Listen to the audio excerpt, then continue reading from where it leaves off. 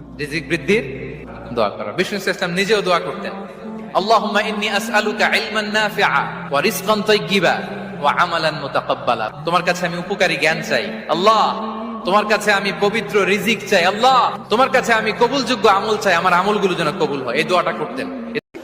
বিশ্বনবী তাসবিহগুলো আঙ্গুলের গিড়ায় পড়তেন। কোথায় পড়তেন? এইভাবে। আব্দুল্লাহ ইবনে আমর ইবনে আল-আস রাদিয়াল্লাহু তাআলা আনহু বর্ণনা করেন, রাআইতু রাসূলুল্লাহ সাল্লাল্লাহু আলাইহি ওয়াসাল্লাম ইয়াকিদু তাসবিহা ফি ইয়ামিনিহি। তিনি বলেন, আমি বিশ্বনবীকে নামাজের পরে এই ডান হাতের গিড়ায় গুনে গুনে তাসবিহ পড়তে দেখেছি। ডান হাতটা উপরের দিকে করে। ডান হাত আছে না সবার? হাত কয়টা আমাদের? একটা ডান হাত, একটা বাম হাত। এই পৃথিবীতে মানুষগুলো দুই পন্থী, একটা ডান পন্থী আর একটা, আমরা কোন পন্থী? চিল্লায় বলেন, আমরা কোন পন্থী?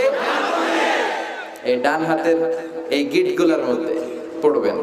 তাসবিহ দিয়ে পড়া জায়েজ, কিন্তু এইটা পড়া সুন্নাহ। এইভাবে সুবহানাল্লাহ করে পড়া সুন্নাহ। আলহামদুলিল্লাহ পড়েন।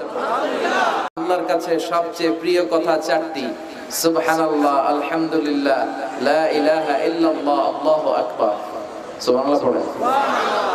এই তাসবিহগুলো লোকজন পড়তে চায় না। আর সবচেয়ে শ্রেষ্ঠ জিকির হচ্ছে আফদালু যিকরি লা ইলাহা ইল্লাল্লাহ। সব সময় এই জিকিরটা দিয়ে বিশ্বনবী জিহ্বাটারে ভিজিয়ে রাখতে বলেছেন। লা ইয়াজালু লিসানুকা রাতাবান মিন যিকরিল্লাহ। সব সময় তোমার জিহ্বাটা যেন আল্লাহর জিকির দিয়ে ভিজে থাকে। সব সময় আল্লাহর নাম জিহ্বায় রাখলে লাভ না লস? কত অবসর সময় আমরা কাটাই, তাই না? বাস স্টেশনে দাঁড়িয়ে থাকি, বাস আসে না, অবসরে বসে থাকি, সময় কাটে না, তখন আমরা কি বলবো? লা ইলাহা